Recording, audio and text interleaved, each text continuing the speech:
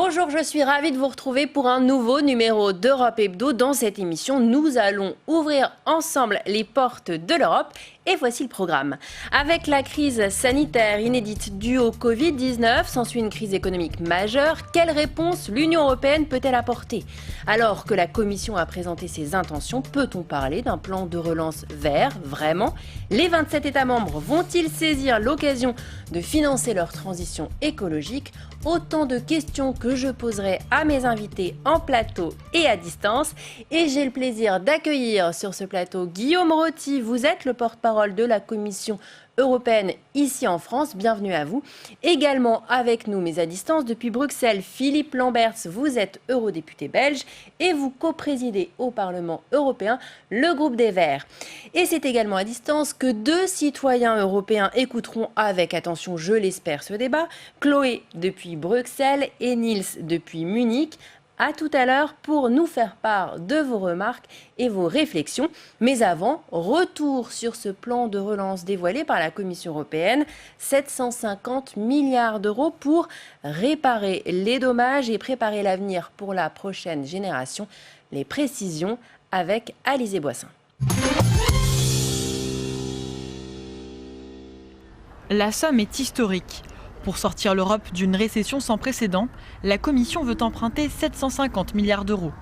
Sur l'emprunt proposé, 500 milliards seraient redistribués sous forme de subventions qui ne seront pas remboursées. Le reste sera sous forme de prêts. Une bouffée d'oxygène pour des pays en difficulté financière. L'Italie, la Pologne ou encore l'Espagne, très impactés par la crise sanitaire, seront les premiers bénéficiaires du plan. Mais à quelles conditions ? Pour donner des gages aux pays du Nord, les pays bénéficiaires devront présenter un plan d'investissement et des réformes compatibles avec les priorités de la Commission. J'ai présenté hier encore un plan de relance pour l'Europe qui est profondément inspiré par l'idée de durabilité compétitive. Il est centré sur le Green Deal européen. Il investit dans la transformation numérique. Il investira également dans les systèmes de santé. Tout cela dans un but précis, réduire les inégalités au sein de notre Union. L'octroi des aides se fera par tranche et sera réexaminé chaque année. Pour rembourser sa dette, la Commission propose de créer de nouvelles taxes.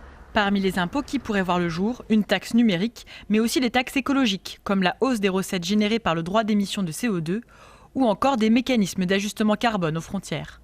Les dirigeants européens doivent se réunir le 19 juin prochain pour débattre de ce plan.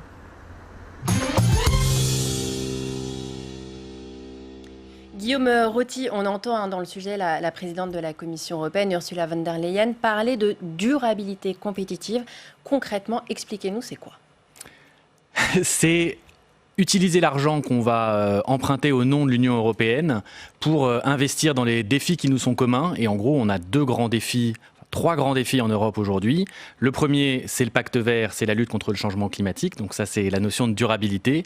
Et le deuxième, c'est de garder l'Europe comme une zone économique compétitive pour pouvoir continuer à réduire les inégalités, créer de la richesse et répondre à ce troisième défi qui est le marché intérieur et les distorsions, la distance qui se crée entre les différentes économies européennes, entre certains pays du Sud et certains pays du Nord. Et donc pour ça, on a besoin de compétitivité pour pouvoir créer de la richesse et de la redistribuer. Et le plan de relance qu'on a proposé, ça vise vraiment à essayer de répondre à ces trois défis-là. Philippe Lamberts, pourquoi, selon vous, la sortie de crise, elle doit être forcément basée sur la conversion écologique de l'Europe ? En quoi est-ce essentiel aujourd'hui là ?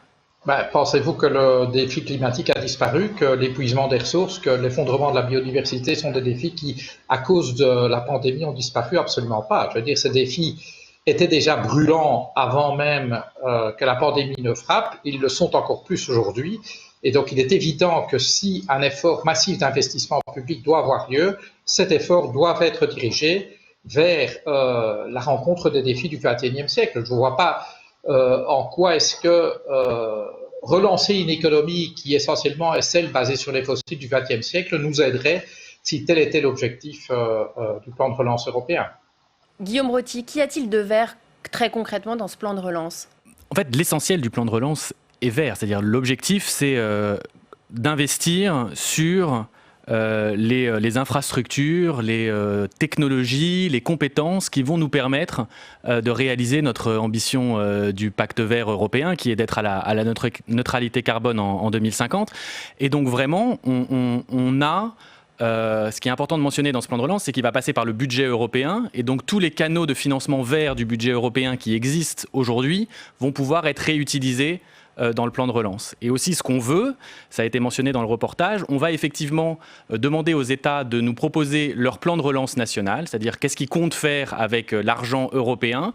Et là-dessus, il y aura une vraie discussion, à la fois entre l'État et la Commission, mais aussi entre l'État membre et tous ses autres partenaires européens, sur comment ce plan de relance contribue aux objectifs européens et particulièrement à l'objectif du pacte vert. Philippe Lamberts, ce plan de relance, il est suffisamment ambitieux selon vous sur le terrain environnemental ? Ça reste à démontrer, et donc, comme l'a dit votre interlocuteur représentant de la Commission, il présente une ambition affichée qui est très alignée avec la transition écologique de l'économie. Quand on regarde les textes qui ont été déposés, on voit que c'est beaucoup moins clair. Autrement dit, qu'une série d'exigences que nous avons imposées dans le cadre d'autres programmes européens, comme par exemple l'interdiction de financer la moindre infrastructure liée aux fossiles, ou l'obligation que aucun élément financé par ce plan ne nuise à la transition écologique, le principe de do no harm, donc ne faites pas de tort à la transition, sous-entendu. Le principe aussi que les financements dégagés par ce plan soient alignés avec la nomenclature européenne des investissements verts. Toutes ces exigences ne figurent pas dans le texte législatif, alors qu'elles existent dans d'autres textes législatifs. Et c'est ça qui, pour nous, comment dirais-je, jette un léger doute quant à la vigueur avec laquelle la Commission compte défendre l'alignement vert du plan. Et donc, compter sur le Parlement pour rendre obligatoire ce qui n'est qu'une intention dans le texte présenté par la Commission. Dans votre vigilance, Philippe Lamberts, Guillaume Roty, soyons concrets justement. Prenons un exemple. La Pologne va être un des principaux bénéficiaires de ce plan de relance. La Pologne est actuellement largement dépendante du charbon pour produire son électricité, ce qui génère de fortes émissions de CO2. Est-ce que les aides vont être conditionnées à l'abandon progressif du charbon ? Est-ce que vous allez être en mesure d'imposer cela, par exemple, à la Pologne ? Et c'est là où il faut peut-être voir les différents outils qu'il y a dans le plan de relance. Il y a certains outils qui sont des outils européens. En fait, ce qu'on a fait avec le plan de relance, c'est qu'on a musclé des outils qu'on avait déjà proposés, qui étaient déjà existants, et on a significativement augmenté leur volume financier. Et là, je pense à un point important pour la Pologne, qui est le fonds de transition juste, où on avait fait une proposition à 7,5 milliards d'euros avant la crise. Ça, c'était dans le cadre du Green Deal. Ça, c'est dans le cadre du Green Deal. Et là, on l'a passé à 40 milliards d'euros. Donc, on a vraiment significativement augmenté. Et je crois que pour la Pologne, de mémoire, c'est x2 ou x3 les fonds qu'ils vont obtenir grâce à ce fonds de transition juste. Et l'objectif de ce fonds, c'est exactement ça, c'est aider les régions en Pologne qui sont particulièrement dépendantes du charbon, à faire les investissements qui vont leur permettre de se réinventer et de retrouver un autre type d'activité économique. Donc là-dessus, il y a pas mal d'outils qui sont comme ça. Mais est-ce que les dirigeants de ces États-là, notamment de la Pologne, sont pour et vont dans cette direction-là ? Là-dessus, c'est comme le mentionnait M. Lambert, c'est un deal qui est dans le fond. C'est-à-dire vous ne pouvez utiliser l'argent de ce fonds que si vous réalisez des actions qui sont pour la transition juste. C'est le contrat, on va dire, du fonds. Avec un réel contrôle derrière ? Avec un réel contrôle derrière, puisqu'il y a aussi un plan de transition juste qui devra être fourni par la Pologne, qui devra expliquer comment cet argent va être dépensé. Et je rappelle aussi que chaque fois qu'il y a de l'argent européen qui est dépensé, il y a un suivi qui est fait par la Commission, il y a un suivi très attentif qui est fait par le Parlement, qui est l'autorité de contrôle de l'utilisation du budget européen. Donc, toutes ces choses-là sont contrôlées.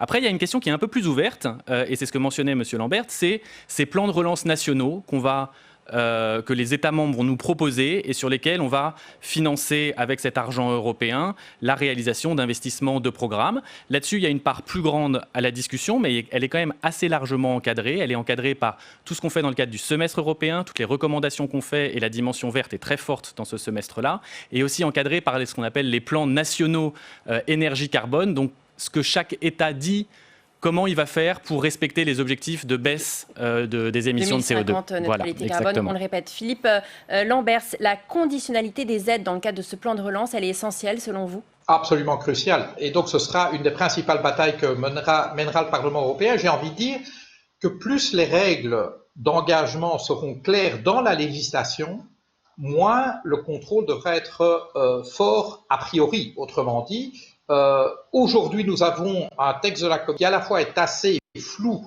dans les critères et met le Parlement hors jeu en termes de contrôle. Je dirais, on ne peut pas avoir les deux. Soit on veut garder des critères relativement flous quant à l'alignement de ce plan avec la transition et le Parlement exigera un contrôle a priori extrêmement strict, soit on s'entend pour faire des règles strictes a priori et alors le Parlement pourra peut-être se contenter d'un rôle de contrôle a posteriori. Mais c'est vrai qu'il y a une méfiance au sein du Parlement européen. Je pense qu'au Parlement européen, la majorité est très forte en faveur d'un alignement fort du plan avec la transition écologique, mais nous avons la suspicion que c'est nettement moins le cas au sein des États membres. Autrement dit que beaucoup d'États membres seraient très heureux d'utiliser ce plan pour aider leurs compagnies aériennes ou leurs industries fossiles.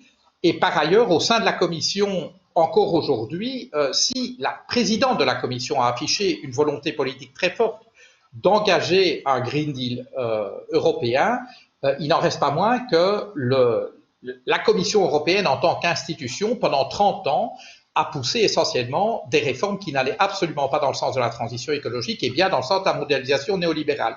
Alors justement, si certains décideurs ou ONG plaident pour une reprise durable, certaines industries œuvrent plus ou moins discrètement pour l'assouplissement des normes environnementales pour sauver des emplois. Se justifie-t-elle? Quelques exemples avec Alizé Boissin.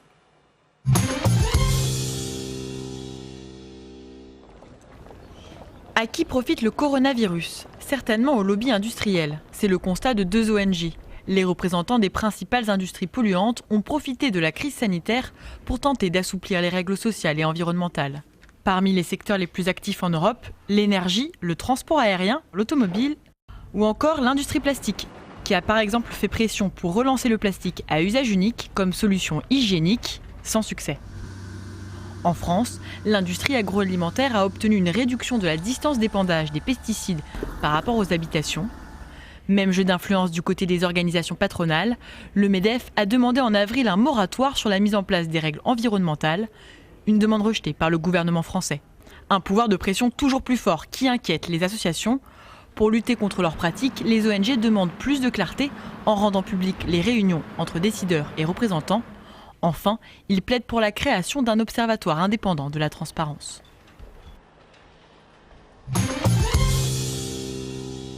Philippe Lamberts, vous pensez qu'il faut se désengager de ces secteurs qui polluent, quitte à laisser sur le carreau des centaines de milliers de salariés? Est-ce que vous pensez vraiment que l'emploi justifie tout? Parce qu'à ce compte-là, vive le tabac, vive l'armement. Non, c'est évidemment pas ça l'objectif. Je rappelle que l'objectif de l'économie, c'est de servir le développement humain et pas l'inverse. Donc, en effet, un certain nombre d'industries sont appelées à se transformer. Donc, clairement, nous sommes dans une économie qui est encore très loin d'être respectueuse du cadre biophysique que nous impose la planète. Et je vous rappelle que le respect de ce cadre est une condition de survie pour l'humanité. C'est quand même de ça qu'il s'agit. Mais ce qu'on doit faire, c'est être capable de transformer notre économie. Alors, bien sûr, pour pouvoir la transformer, il faut éviter qu'elle s'effondre. Là, je suis bien d'accord. Autrement dit, il est plus difficile de transformer une économie moribonde qu'une économie qui, certes, a pris des coups, mais a encore des ressources. Et donc, l'objectif du politique aujourd'hui, ça doit être d'accompagner cette transition, c'est-à-dire mettre de la pression dans le système.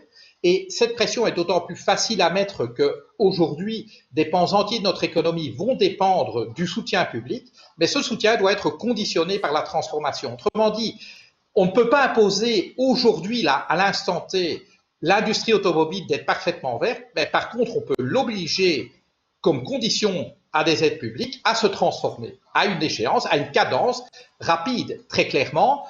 C'est là que vous allez avoir la résistance des actionnaires. Les actionnaires sont obsédés par la maximisation du profit à court terme, mais l'investissement pour transformer leurs entreprises va exiger de renoncer à des profits à court terme pour simplement assurer la transformation et investir dans la transformation de leurs entreprises. On l'entend, Guillaume Roty, est-ce que la Commission est prête justement à accompagner la transformation de ces secteurs? Philippe Lamberts parlait du secteur automobile, il y a évidemment le secteur aérien qui est en grande difficulté. Est-ce que la Commission va imposer une transformation de ces industries, de ces secteurs? la transition et la transformation de ces secteurs, elle n'est pas imposée par la Commission ou par le Parlement, elle est imposée par la réalité et le fait qu'il faut baisser les émissions et que toutes les industries sont d'accord qu'à long terme, elles vont devoir changer leur modèle. Et c'est effectivement une question de quelle est la bonne vitesse. Il faut aller assez vite parce qu'il y a une urgence climatique et il faut laisser le temps aux économies et aux industries de se transformer. Nous, ce qu'on propose, c'est d'essayer déjà d'organiser un peu cette transformation, donc de se rassembler. On est plus fort ensemble en Europe et donc de se rassembler par filière, de créer certaines initiatives qui vont permettre à ces industries de devenir compétitives grâce à leur transformation. Et je crois que c'est ça notre grande logique et ce en quoi on croit très fort, c'est que le pacte vert, c'est à la fois une obligation, mais c'est aussi une opportunité. C'est vraiment l'opportunité pour l'Europe d'être leader économique dans la durabilité compétitive qu'on mentionnait tout au début, c'est-à-dire faire en sorte que les premiers avions électriques soient faits en Europe, faire en sorte que les voitures électriques qui fonctionnent, qui soient compétitives, soient produites en Europe. Et donc toutes les actions législatives et le soutien public qu'on veut mettre en œuvre à cet objectif-là en ligne de mire. Philippe Lamberts, le couple franco-allemand est à la manœuvre sur ce plan de relance. Est-ce que vous croyez en la conviction écologique d'Emmanuel Macron et d'Angela Merkel, à leur volonté de saisir l'occasion de financer la transition écologique de l'Europe ? Écoutez, ce sont deux personnalités très différentes. Si vous regardez l'historique d'Angela Merkel, sur le plan écologique, c'est pas très brillant. Angela Merkel a été pendant des années la lobbyiste en chef de l'industrie automobile allemande, résistant à chaque étape au resserrement des objectifs en termes de réduction d'émissions du secteur automobile. Et donc, de ce point de vue-là, c'est pas brillant. Elle a aussi résisté pendant des années à la fermeture de l'industrie charbonnière en Allemagne. Je rappelle que le plan convenu entre Angela Merkel et son partenaire social-démocrate consiste à sortir du charbon, tenez-vous bien, d'ici 2038. Donc, quand le plan a été décidé, c'était à 20 ans de distance. Donc, autrement dit, le zèle écologique d'Angela Merkel reste absolument à démontrer. Emmanuel Macron, par contre, parle beaucoup vert. On l'entend beaucoup à ces sujets-là. Et je compare le discours d'Emmanuel Macron au début de la pandémie où il parle de résilience, de transition verte, etc. Et que je lis le titre du Monde d'hier en disant il va falloir travailler plus pour produire plus, j'ai l'impression qu'il y a comme une contradiction si vous regardez les choses du point de vue écologique. C'est encore un autre débat. Toujours est-il qu'il va y avoir de la place pour les négociations qui ont déjà d'ailleurs démarré, puisque ce plan de relance, il ne fait pas l'unanimité. Il faut donc s'attendre à un gigantesque marchandage entre les 27. Est-ce que les conditions environnementales peuvent être un point d'achoppement et avec le risque in fine qu'on se retrouve avec un plan moins ambitieux sur le terrain environnemental, Guillaume Roty ? En tout cas, c'est un des éléments de la négociation, c'est à quoi va servir cet argent qu'on va emprunter ensemble. Donc c'est essentiel que les États membres se mettent d'accord sur des priorités communes.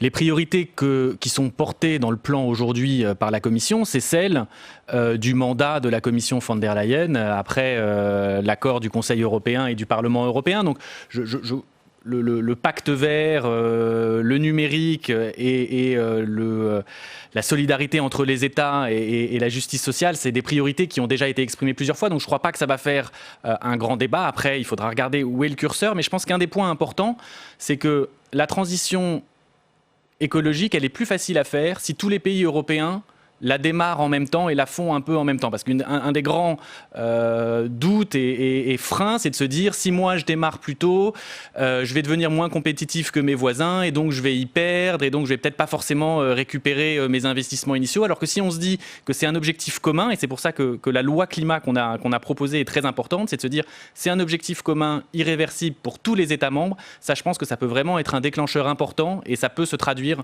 dans ce plan de relance qui sera discuté jeudi.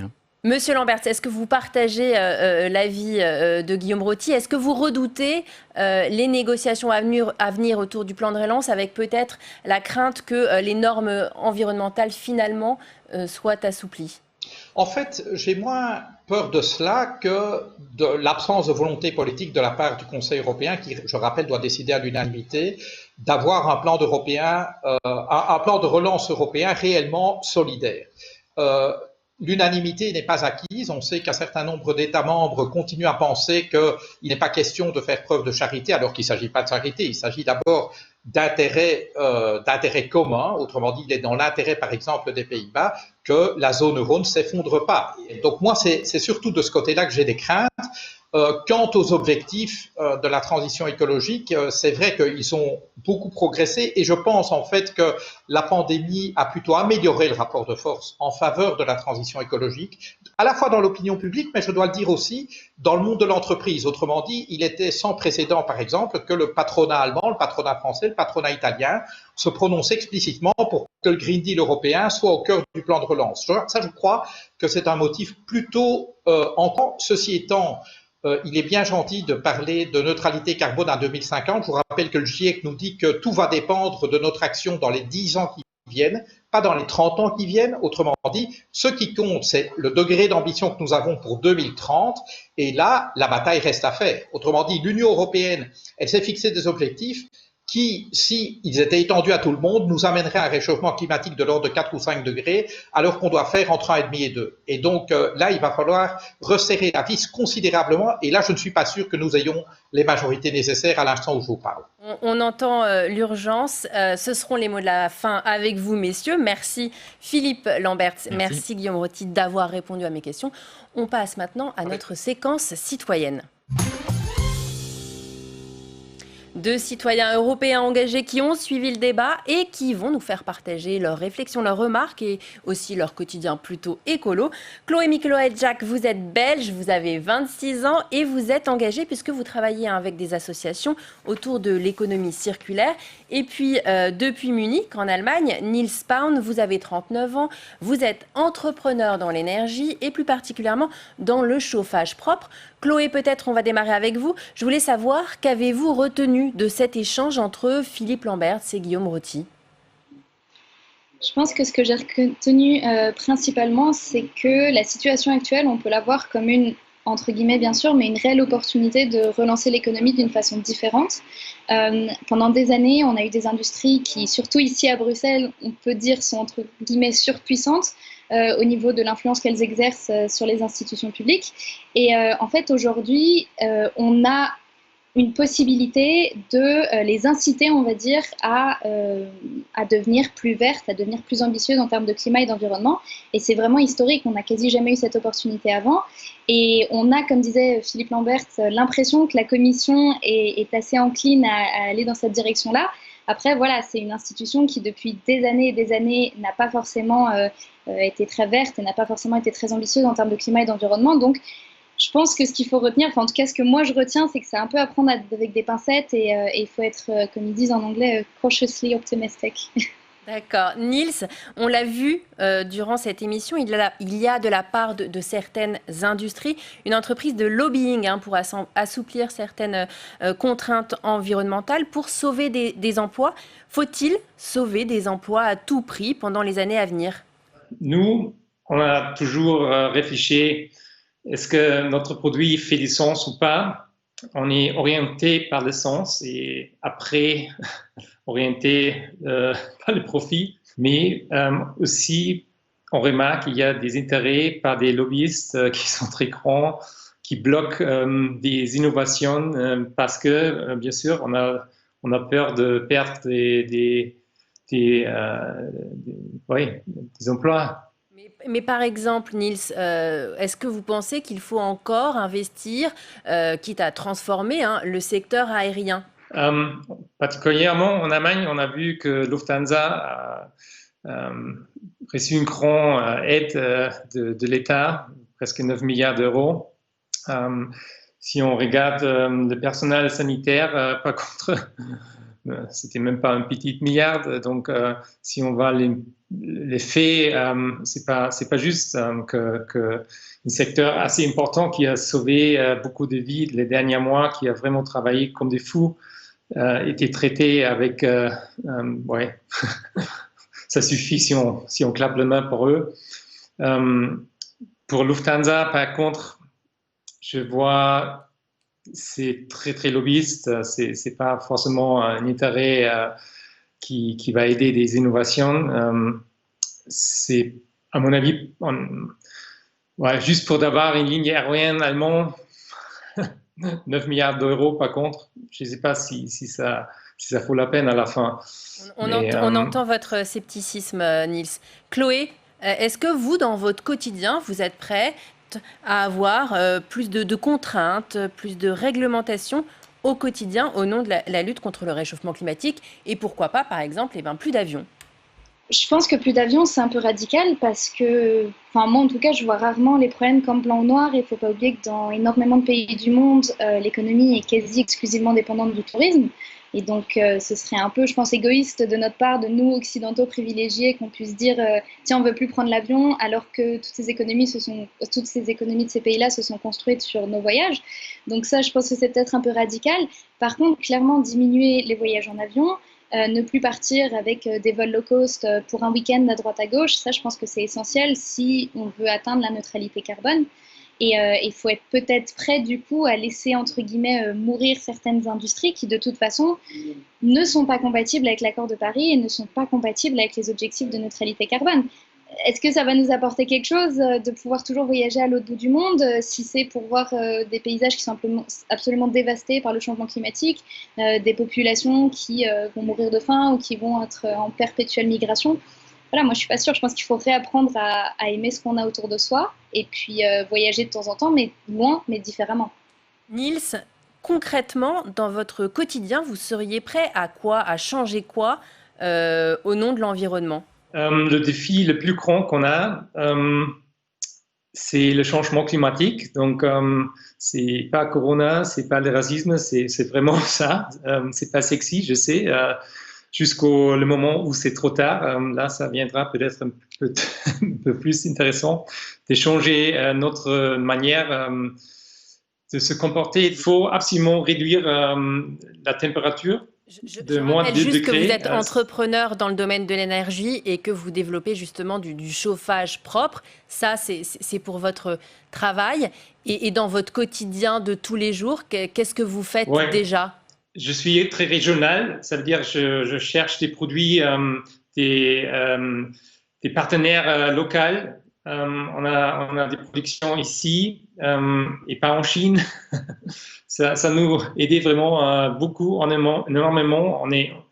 On était capable de continuer de travailler et aussi, peut-être de passer des vacances aussi locales. Il ne faut pas toujours acheter un billet à 30 € Ryanair pour aller à Mallorca. Ça, je me déjà demandé tout le temps comment ça se fonctionne. Et je reste là ce été, ça fait très bien ici en Bavière. Non, c'est déjà pas mal. Chloé, vous attendez quoi en la matière de l'Union européenne? Je pense que c'est essentiel que ça vienne de l'Union européenne parce qu'on est le premier marché économique au monde et donc on a un poids énorme sur la scène internationale. Je pense qu'aujourd'hui, il y a une énorme opportunité, encore une fois, et par exemple, on le voit, la présidence du Conseil européen a déclaré vouloir se relancer directement dans la négociation, par exemple, du traité avec le Mercosur en Amérique du Sud. Et ça, c'est juste pas possible. On est à un moment où on parle de neutralité carbone, on parle de relance verte, mais on parle aussi de re-signer un traité commercial avec une zone qui aujourd'hui, je pense au Brésil, pardon, c'est pas une zone, c'est vraiment un pays, mais qui aujourd'hui ne remplit absolument pas les conditions nécessaires en termes d'environnement et de changement climatique. Donc déjà, par exemple, ça, c'est une possibilité d'action pour la Commission européenne qui est très, très concrète. En tout cas, il faudra compter avec la vigie citoyenne et on l'entend en vous écoutant tous les deux. Merci de vos témoignages. C'est la fin de cette émission. Vous pouvez la voir et la revoir en replay sur notre site publicsena.fr, mais également sur l'antenne de la RTBF. À très bientôt pour de nouvelles aventures européennes.